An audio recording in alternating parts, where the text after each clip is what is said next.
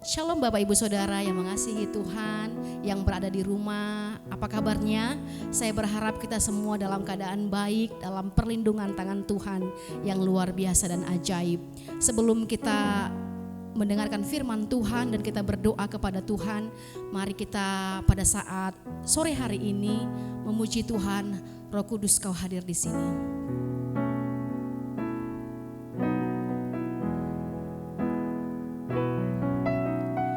Roh Kudus, Kau hadir di sini. Roh Kudus, ku mengasihimu.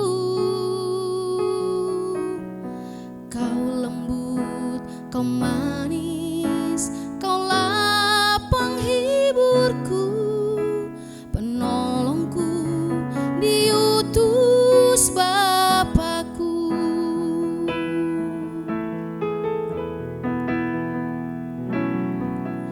Ku buka hati untuk Roh-Mu Tuhan. Ku buka hati menyembah-Mu Yesus. Jamahlah kami, penuhi kami dengan kuasa Allah Maha Tinggi. Ku buka hati untuk Roh-Mu Tuhan. Ku buka hati menyembah-Mu Yesus. Jamahlah kami, penuhi kami dengan kuasa Allah Maha Tinggi. Haleluya, haleluya. Mari kita bersatu di dalam doa. Tuhan Yesus, kami sungguh bersyukur dan berterima kasih atas kasih dan penyertaan-Mu bagi kami. Kalau kami sampai saat ini boleh diizinkan untuk boleh bersekutu dengan Tuhan, kami percaya itu semua karena kasih dan penyertaan-Mu yang mengalir dalam setiap kehidupan kami.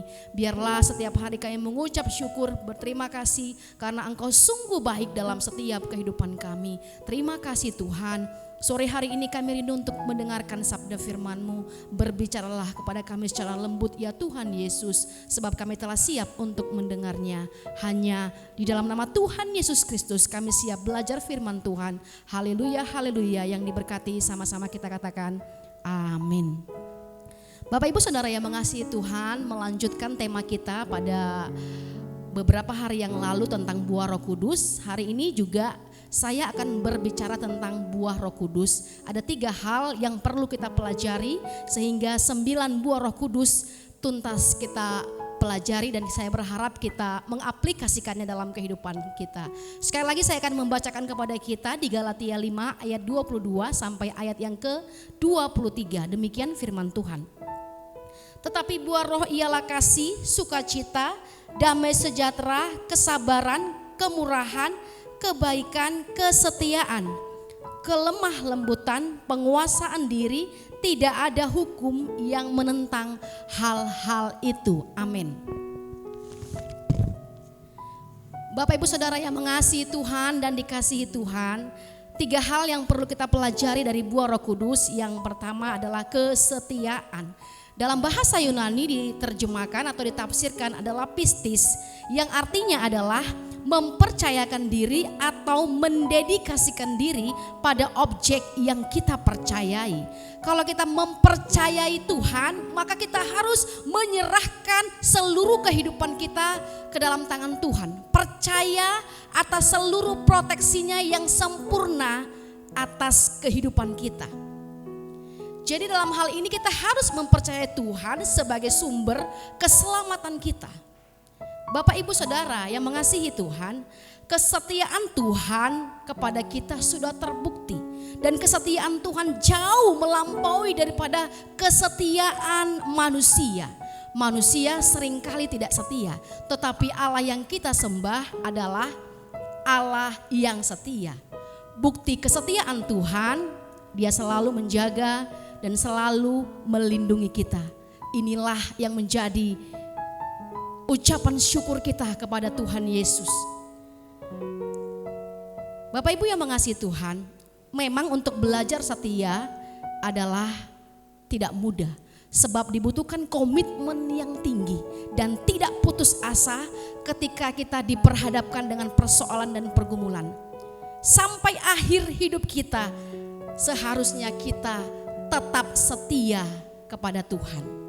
Sebagaimana kita setia kepada Tuhan, kita juga Bapak Ibu yang mengasihi Tuhan harus setia terhadap pasangan hidup kita, terhadap istri kita atau terhadap suami kita. Apapun keadaan pasangan kita, setialah. Oleh karena itu, hari ini kita belajar seperti Roh Kudus yang selalu setia kepada kita. Maka mari kita memiliki kesetiaan di dalam Tuhan. Meskipun sulit, tetap percaya Tuhan yang menjadi sumber penyerta kita dan perlindungan kita. Dan yang selanjutnya adalah, buah Roh Kudus selanjutnya adalah kelemah lembutan. Nah, kelemah lembutan ini Bapak Ibu yang mengasihi Tuhan bisa ditafsirkan sebagai temperamen yang stabil ya, tenang, seimbang dalam roh, tidak sombong dan dapat menguasai emosi. Jadi orang yang lemah lembut ini Bapak Ibu Saudara yang mengasihi Tuhan ditandai oleh 3 hal. Yang pertama, dia penuh penguasaan diri dan tidak cepat menyerang ataupun membalas. Nah, di zaman teknologi saat ini Bapak Ibu, seringkali kita terpancing oleh suatu story ataupun status ya di sosial media. Mungkin kita tersinggung atau mungkin juga orang lain dengan sesuka hatinya memposting apapun tanpa memikirkan perasaan orang lain, dan kita mulai punya keinginan untuk membalas, untuk menyerang. Tetapi orang yang dipenuhi dengan kuasa Roh Kudus, roh kelemah lembutan, akan membuat dia punya penguasaan diri sehingga dia tidak menyerang dan dia tidak membalas. Dan yang kedua, orang yang lemah lembut ini ditandai dengan sikap dia mempunyai roh dan cara berpikir yang rendah hati.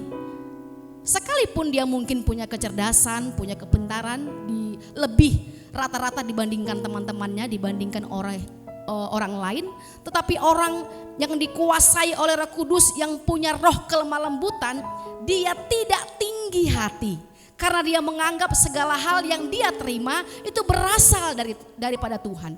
Nah, hari ini Bapak Ibu kita belajar bahwa manakala kita mempunyai talenta yang mungkin berbeda dengan teman kita, kita harus rendah hati. Orang yang rendah hati berarti kuasa Roh Kudus, roh kelemah lembutan menguasai hati dan pikirannya. Dan sikap yang ketiga orang yang punya roh kelemah lembutan adalah dia itu mau diajar. Sekalipun dia cerdas, sekalipun dia punya kemampuan yang lebih dibandingkan teman-temannya, tetapi orang yang dikuasai Roh Kudus punya roh kelemah lembutan, dia mau diajar, mau belajar dan tidak merasa bahwa dialah yang paling pintar, dialah yang paling cerdas. Bukankah kita seringkali merasa ketika kita sudah mempunyai sesuatu hal yang lebih dibandingkan teman kita, kita merasa paling benar sendiri.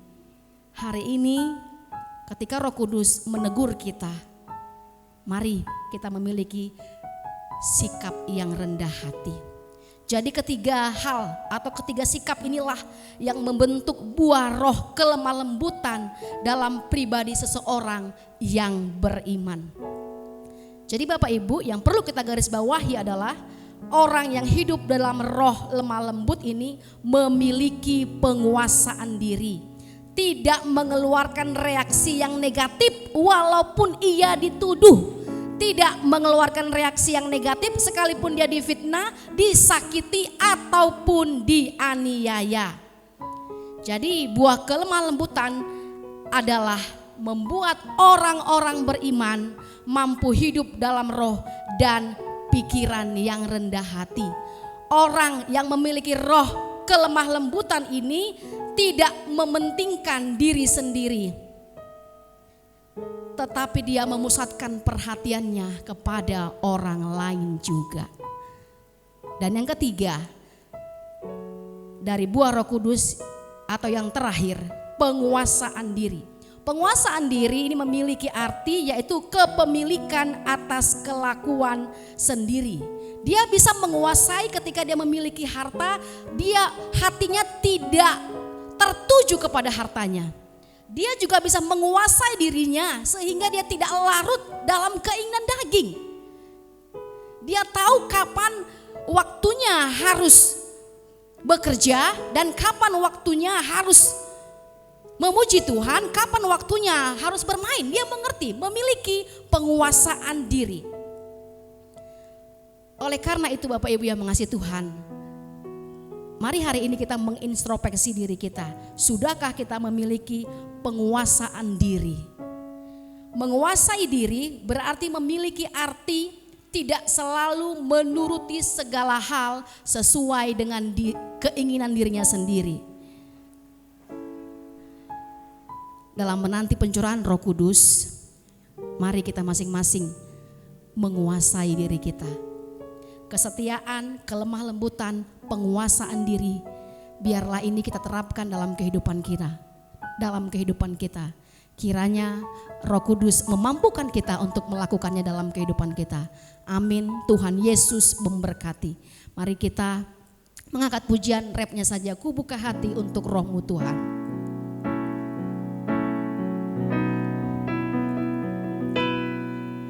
Ku buka hati untuk Roh-Mu Tuhan. Ku buka hati menyembah-Mu Yesus.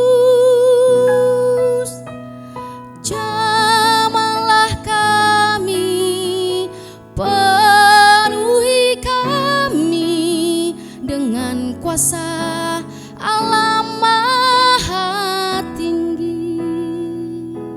Haleluya, haleluya. Mari kita berdoa saat sore hari ini.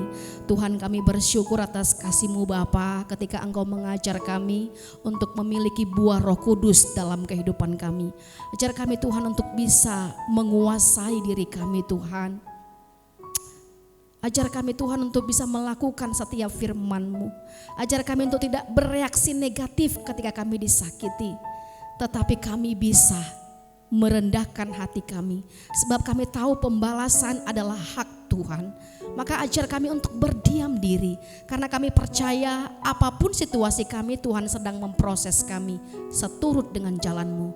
Hari ini kami berdoa buat gereja kami, Gereja Isa Al-Masih yang ada di Magelang ini Tuhan. Kiranya Engkau menyertai Bapak Ibu Gembala dan juga keluarga yang melayani di tempat ini. Berikan roh hikmat yang daripada Tuhan, pewahyuan yang daripada Tuhan, sehingga melalui pelayanan hamba-Mu ini ya Tuhan, kami semua jemaat Tuhan boleh bertumbuh mengenal pribadi-Mu. Kami berdoa untuk setiap pelayan-pelayan Tuhan, buat setiap majelis Tuhan. Kiranya juga Tuhan Kau berikan kami kesatuan hati untuk boleh memajukan pekerjaan Tuhan. Terlebih lagi seluruh pelayan-pelayan Tuhan, kami berdoa Tuhan, biarlah kami memiliki kesatuan hati. Jauhkan kesombongan, iri hati di dalam nama Tuhan Yesus Kristus. Kalau Engkau memberikan kami talenta Tuhan, kami percaya itu semua harus kami persembahkan kepadamu ya Bapa. Kami berdoa juga Tuhan untuk rencana pembangunan gereja kami. Kami serahkan ke dalam tangan Tuhan. Engkau yang membuka jalan bagi kami Tuhan. Dan kami menyerahkan segala keperluan gereja-Mu ke dalam tangan Tuhan. Kami percaya kalau kami bisa eksis sampai saat ini, itu semua karena kesetiaan-Mu dalam kehidupan gereja-Mu di tempat ini. Dan kami percaya melalui gereja-Mu di tempat ini ada banyak jiwa yang boleh dimenangkan, ada banyak jiwa yang boleh percaya kepadamu Bapa. Terima kasih Tuhan Yesus. Kami berdoa untuk seluruh sidang jemaat-Mu dimanapun mereka berada, apapun keadaan mereka Tuhan. Kalau mereka sakit Tuhan lawati, Tuhan berikan kesembuhan. Yang berbeban berat Tuhan berikan penghiburan dan jalan keluar. Kami berdoa untuk pekerjaan yang mereka lakukan. Tuhan, Engkau senantiasa menjamah usaha yang mereka kerjakan. Tuhan, Engkau memberkati. Terima kasih atas penyertaan-Mu Bapa. Terima kasih atas Roh Kudus yang menuntun dan menyertai kami. Hanya di dalam nama Tuhan Yesus Kristus kami berdoa. Haleluya, haleluya. Yang diberkati kita sama-sama katakan amin. Selamat sore, Tuhan Yesus memberkati.